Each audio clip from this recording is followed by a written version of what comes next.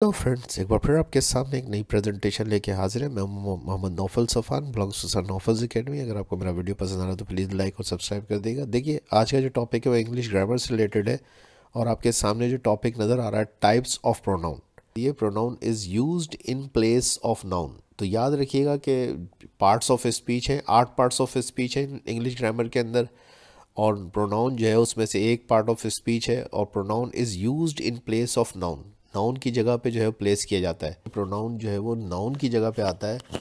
तो क्यों आता है, ये थोड़ा सा मैंने इसको आसान करके आपके लिए पेश किया है कि देखिए, दो आपको इसमें सेंटेंस नज़र आ रहे हैं। एक सेंटेंस है नॉफल इज़ अ टीचर, दूसरा है नॉफल टीच इंग्लिश। अब आप देख सकते हैं कि अगर हम इन दोनों को मिलाएं तो एक्चुअली तो ये बनना चाहिए कि Naufal is a teacher, Naufal teach English, लेकिन ये बनेगा ऐसे कि Naufal is a teacher and he teach English, या Naufal is a teacher he teach English. तो आप देख सकते हैं कि यहाँ पे रिपीटेशन ऑफ नाउन को बचाने के लिए यहाँ पे एक प्रोनाउन को जो है वो प्लेस किया गया और दो जुमलों को आपस में मिला के एक जुमला बना दिया गया। चलें टाइप्स को देख लेते हैं प्रोनाउन की। तो पहली टाइप आपके सामने प्रोनाउन की जो है पर्सनल प्रोनाउन आ रही है। तो ये पर्सनल प्रोनाउंस बेसिकली रिप्रेजेंट करते हैं सब्जेक्ट को और ऑब्जेक्ट को। सब्जेक्ट और ऑब्जेक्ट जो है वो उसको रिप्रेजेंट करते हैं आमतौर पे पर्सनल प्रोनाउंस। अब सब्जेक्ट और ऑब्जेक्ट क्या है? सब्जेक्ट जुमले के अंदर डूअर होता है, यानी कि जो काम कर रहा होता है वो सब्जेक्ट होता है, और ऑब्जेक्ट होता है जो कि एक्शन को रिसीव करता है। I, you, he, she, it, we और दे, ये आमतौर पे जो है पर्सनल प्रोनाउंस के तौर पे रिगार्ड किए जाते हैं। पर्सनल प्रोनाउन को समझने के लिए थोड़ा सा मैं आपको एक और चार्ट भी दिखाना चाहता हूँ। तो इसके अंदर अगर आप देखें तो आपको नज़र आ रहा होगा कि सब्जेक्ट और ऑब्जेक्ट दोनों इसके अंदर मौजूद हैं। फर्स्ट पर्सन, जैसे कि मैंने आपको बताया कि फर्स्ट पर्सन जो है हमेशा आई होता है। याद रखिएगा, फर्स्ट पर्सन हमेशा आई होता है। पूरा का पूरा आप जो ये रो देख रहे हैं कॉलम के अंदर, जो ये रो है इसके अंदर आप देख सकते हैं कि ये आई, मी, माय, माई सेल्फ, ये सारे के सारे, माइन, ये सारे के सारे जो हैं वो फर्स्ट पर्सन को रिगार्ड करते हैं। ठीक है जी। इसी तरह सेकंड पर्सन हमेशा यू होता है। ठीक है जी, यानी कि जुमले के अंदर जो बोल रहा होता है वो आई होता है और वो जिससे मुखातिब होता है वो यू होता है।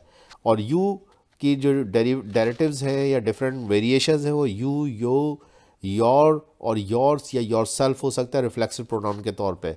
इसी तरीके से थर्ड पर्सन होता है। थर्ड पर्सन जुमले के अंदर अदर देन आई और यू होता है, यानी कि जो फर्स्ट पर्सन होता है वो तो हमेशा आई होता है और सेकंड पर्सन वो जिससे मुखातिब होता है वो यू होता है। और इन दोनों के अलावा जो जुमले के अंदर किरदार होते हैं वो सारे के सारे थर्ड पर्सन रिगार्ड किए जाते हैं, जिसमें ही, हिम, हिज, हिमसेल्फ। इसके अलावा शी के डेरिवेटिव्स हैं हर सेल्फ, हर्ज। इसी तरीके से इट है, वी है, यू है और दे है। ये सारे के सारे जो हैं ये आपको नज़र आ रहे हैं, ये सारे थर्ड पर्सन हैं। थर्ड पर्सन की डिफरेंट वेरिएशंस हैं, जैसे कि आप यहाँ देख सकते हैं थर्ड पर्सन मेल है, फीमेल है, थर्ड पर्सन।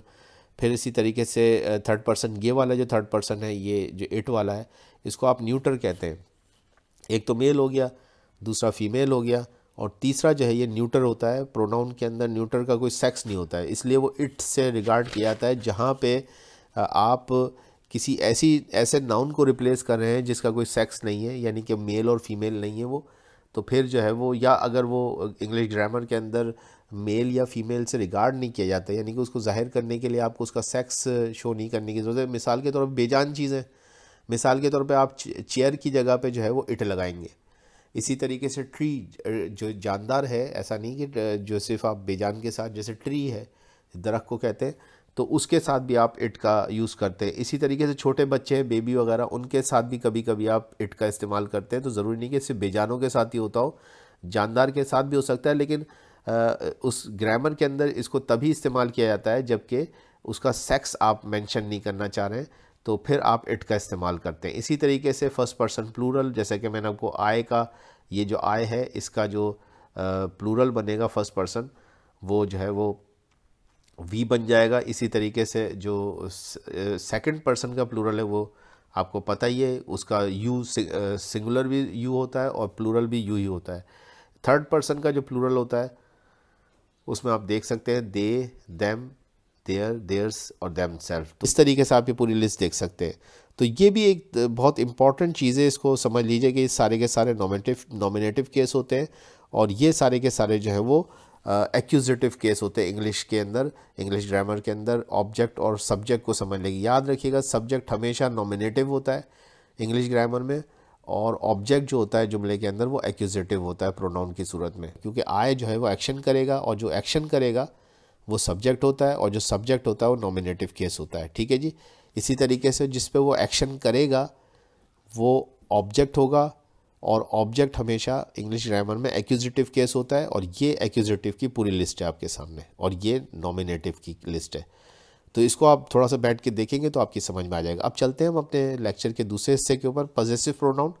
पजेसिव प्रोनाउन जो है वो हमेशा आपको पोजीशन शो करते हैं, यानी कि किसकी चीज़ है वो, ठीक है जी, या वो किसकी है, रिलेट किससे करती है। तो यहाँ पे आप देख सकते हैं पजेसिव केस के आपको सारे के सारे मैंने प्रोनाउन यहाँ पे मेंशन कर दिए, और इसके एग्जांपल्स हैं। डॉग इज़ माइन, तो माइन इसके अंदर पजेसिव है। इसी तरीके से बुक इज़ योर्स, तो इसके अंदर योर्स जो है वो पजेसिव प्रोनाउन है। अगला जो आपके सामने नज़र आ रहा है वो रिलेटिव प्रोनाउन है, और रिलेटिव प्रोनाउन के अंदर आप देख सकते हैं कि जो रिलेटिव प्रोनाउन मैंने यहाँ पे मेंशन किए हुए, who, whom, whose, which, that और व्हाट, ये सारे के सारे जो है वो रिलेटिव प्रोनाउन है। रिलेटिव प्रोनाउन के लिए मैंने फंक्शन बता दिया है कि relative pronoun link one part of the sentence to another. तो ये याद रखिए कि एक सेंटेंस के एक पार्ट को दूसरे पार्ट से जोड़ने का काम जो वो रिलेटिव प्रोनाउंस करते हैं। मिसाल इसके यहाँ पे मैंने दी हुई है, this is the boy, this is the boy who works hard.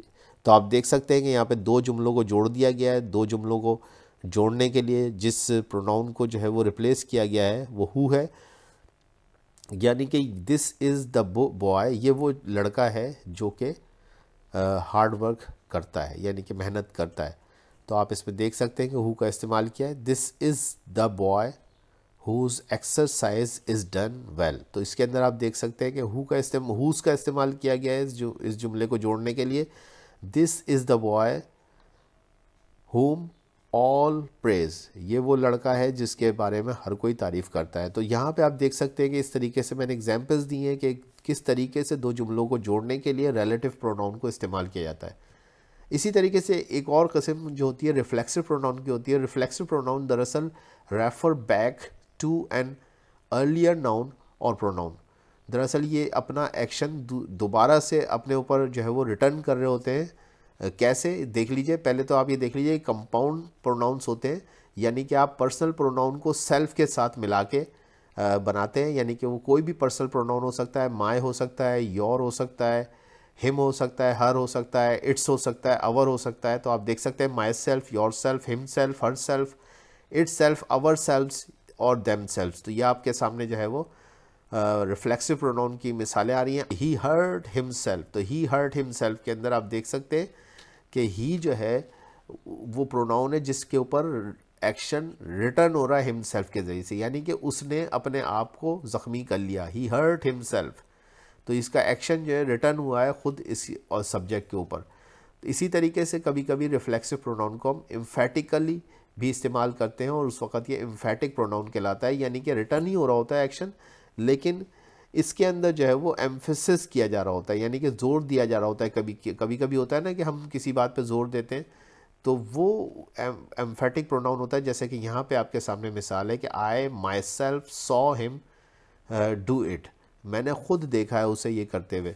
तो यहाँ पे आप देख सकते हैं कि इस बात पे जोर दिया जा रहा है कि मैंने खुद देखा, यानी कि उसने सब्जेक्ट को खुद रिटर्न किया है एम्फेटिकली। ठीक है जी। पांचवी टाइप की तरफ चलते हैं। पांचवी टाइप जो है वो इंडेफिनेट प्रोनाउन है। जैसा कि नाम से आपको नज़र आ रहा है, इंडेफिनेट का मतलब है कि आपको पता नहीं है कि क्या है, आप श्योर नहीं है, इंडेफिनेट हैं आप। तो ये ऐसे प्रोनाउन होते हैं जिसमें आपको तादाद का मालूम नहीं होता। समबडी में आप तादाद का अंदाज़ा नहीं लगा सकते। समबडी का मकसद कुछ, समवन का मकसद है कुछ, इसी तरह से समथिंग का मतलब भी कुछ चीज़ है, एनीथिंग कोई भी चीज़, नोबडी कोई नहीं, तो कोई नहीं के ये सारे के सारे जो आप यहाँ पे देख रहे हैं, सच, नन, फ्यू, सम, ये सारे के सारे जो है वो इंडेफिनेट प्रोनाउंस हैं। इधर मैंने कुछ एग्जाम्पल्स भी लिए। None of his poem are well known, कोई भी पोएम उसकी जो है मशहूर नहीं है। तो अब ये नहीं पता कितनी पोएम्स मशहूर नहीं है, कोई भी पोएम नहीं है, तो इसका मकसद है कि आपको श्योर नहीं है, इंडेफिनेट है आप। इसी सम आर बॉर्न ग्रेट, कुछ जो है वो बड़े बनने के लिए पैदा होते हैं, तो वो कुछ कितने हैं ये नहीं पता। तो जब इनडेफिनेट हो तो ऐसी सूरत में वो प्रोनाउन जो है वो इनडेफिनेट प्रोनाउन कहलाता है। इसी तरीके से अगला जो है वो इंटेरोगेटिव प्रोनाउन है आपके सामने, ये आपके सामने आ रहा है। इंटेरोगेटिव का मकसद होता है सवालिया, और सवालिया प्रोनाउन जो है ये आपके सामने डब्लू वाले आ रहे हैं, हु, हुम, व्हाट, विच और हुज। और इसकी आपने एग्जाम्पल्स भी देखी है सवालिया, हु इज़ देयर या हु आर यू, या इसी तरीके से विच इज़ द हाउस, या इसी तरीके से व्हाट इज़ द मैटर या व्हाट इज़ द नेम। तो सवालिया प्रोनाउन है ये, तो इतना मुश्किल नहीं है। आई होप कि ये आपको आसानी से समझ में आ गया। अगले प्रोनाउन की किस्म डिमॉन्स्ट्रेटिव प्रोनाउन है। डिमॉन्स्ट्रेटिव प्रोनाउन जैसा कि आपको नाम से लग रहा है कि इशारे के ज़रिए से आप बता रहे हैं, यानी कि डिमॉन्स्ट्रेट कर रहे हैं। और इसके अंदर जो है ये 4 प्रोनाउन आते हैं, दिस, दैट, दीज और दोज। असल में तो ये दिस और दैट है, दिस का प्लूरल जो है वो दीज और दैट का plural those. This is the present from my uncle. तो अब आप इसके अंदर देख सकते हैं कि वो बंदा जो बता रहा है वो इशारा कर रहा है कि ये जो रखा हुआ है ये प्रेजेंट मेरे अंकल ने दिया है। तो आपने यहाँ पे देखा कि ये सारे के सारे जो है वो डिमॉन्स्ट्रेटिव प्रोनाउंस हैं। इसके बाद जो है डिस्ट्रीब्यूटिव प्रोनाउंस हैं। और डिस्ट्रीब्यूटिव प्रोनाउन जैसा कि आपको नाम से नज़र आ रहा है कि डिस्ट्रीब्यूट हो जाते हैं, तकसीम हो जाते हैं, डिवाइड हो जाते हैं। तो इसका डिवाइड का फंक्शन है, और इसमें जो है वो 3 आपको प्रोनाउन नज़र आ रहे हैं, ईच, ईदर और नीदर, या ईच, आइदर और neither. Each of the man received a reward. तो हर आदमी को रिवॉर्ड मिल गया, हर आदमी को इनाम मिल गया। तो इसके अंदर आप देख सकते हैं कि ये नहीं पता कि किस किस को, लेकिन हर किसी को डिवाइड हुआ है वो इनाम। तो ये जो है वो ईच का यूज़ है। इसी तरीके से ईदर के ऊपर भी देख लेते हैं। At either end was a marble statue. तो हर इसमें भी आप देख सकते हैं ईदर का इस्तेमाल। ईदर का ही जो नेगेटिव होता है वो नीदर होता है, नाइदर जिसको आप कह सकते हैं, ना तो या आया के हर एक। तो ये ईदर और नीदर का भी इसका जो है वो डिस्ट्रीब्यूटिव प्रोनाउन है। तो आई होप कि आपके लिए क्लास बेनिफिशियल रही होगी। Thank you very much.